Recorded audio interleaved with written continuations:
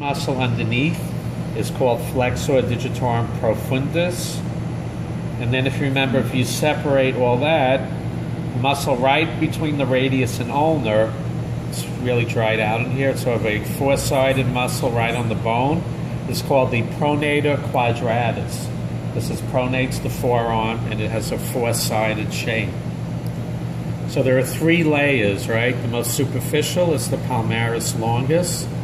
That's the one that not every person has. Remember, I had you like flex your wrist. This? Yeah, and see, that's the one. That's the palmaris longus. You have it, right? Okay. So palmaris longus. The muscle, like underneath, the middle part is called flexor digitorum profundus.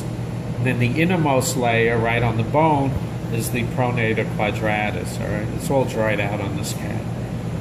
So you could ask me, like, if you asking the deep or superficial. I mean, that's fine if you could ask me that.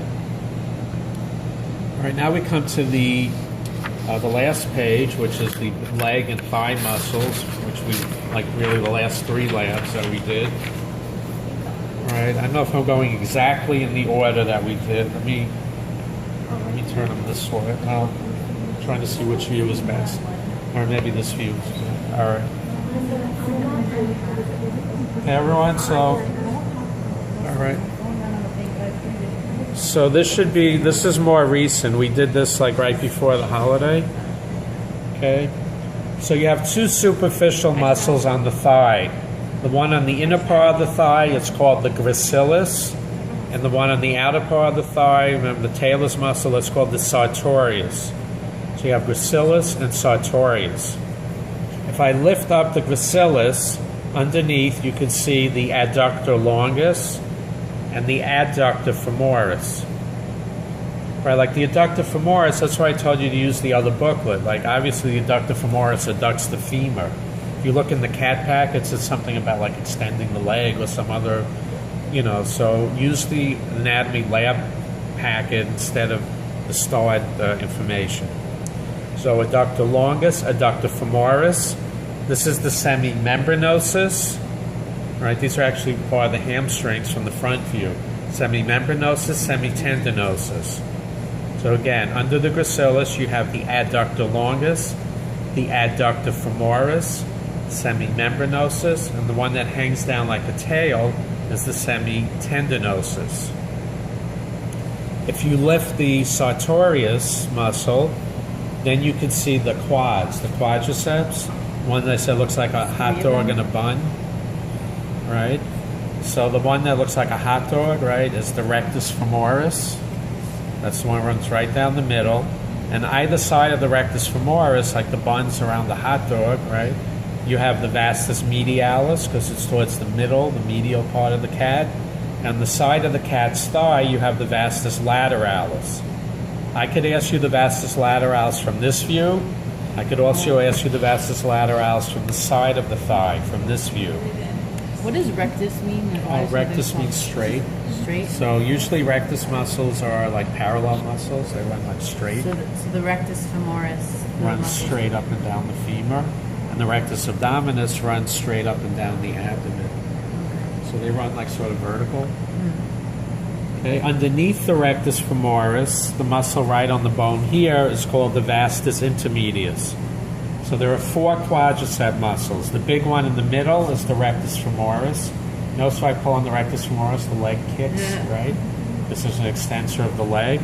So you have the rectus femoris, vastus medialis, vastus lateralis, and underneath the rectus femoris, the deep muscle right on the femur, is called the vastus intermedius.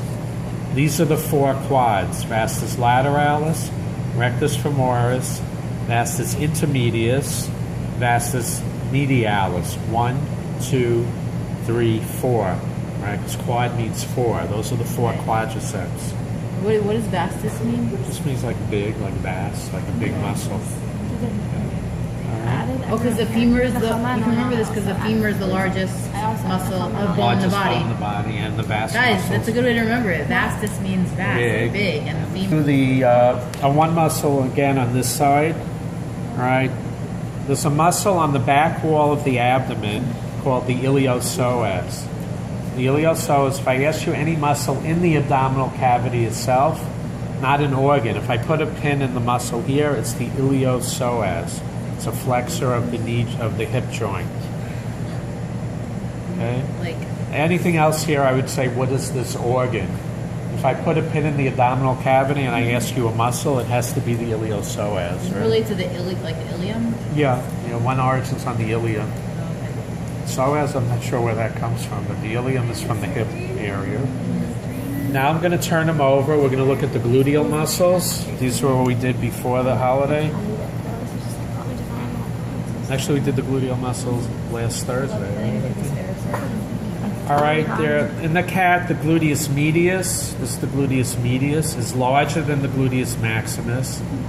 The gluteal muscles in the cat are not that big because it evenly supports its weight on all four limbs. Whereas we use our hip to support our weight, that's why the gluteal muscles are bigger in a biped than a quadruped. Okay, this strip of muscle here near the tail is called the caudofemoralis. Caudal means tail. So you have three muscles in the gluteal region. You have the gluteus medius, gluteus maximus. The third strip near the tail is the caudofemoralis. 1, 2, 3. We then lift it up. This is the largest hamstring muscle on the back of the thigh. It's called the biceps femoris. You lift the biceps femoris. You can see the other hamstrings. You have the semimembranosus and the semitendinosus. So there are three hamstrings, the biceps femoris number 1, semimembranosus number 2, and the semitendinosus, which is like thin, like a tail, number 3. And they all cover the back of the thigh. Notice you can see the sciatic nerve running down the back of the thigh, right? It's an important nerve. And you could also see the semimembranosus and semitendinosus from the opposite view. Like I did before, I lifted up the gracilis. You lift up the gracilis, you see the adductor longus, the adductor femoris, semimembranosus, semitendinosus. 1, 2, 3, 4. Are there any questions to this point? I know it's a lot. You have to review the videos and things. All right, then these are the last muscles we did. We did these muscles on Tuesday. You have the back of the leg, the calf muscles, right? That looks sort of like the drumstick of a chicken, right? Okay, this is the gastrocnemius, the most superficial part. It has 2 heads. You lift the gastrocnemius. In between the 2 heads, the muscle is called the plantaris, because it does plantar flexion of the foot. And the third muscle is called the soleus. So you have GPS, gastrocnemius, plantaris, soleus, and all 3 calf muscles insert into the heel of the foot through the Achilles tendon. All right, and there's only one muscle on the front of the leg, which we also did on Tuesday. All right, here's the tibia bone. The medial side of the tibia is bare bone. It has no muscle on it. But on the lateral surface of the tibia, we have a large muscle that dorsiflexes the foot. All right, this is dorsiflexion. This is called the tibialis anterior. Okay, so the tibialis anterior is the only muscle on the front of the leg. Okay, and those are the muscles. We went over everything once. Okay.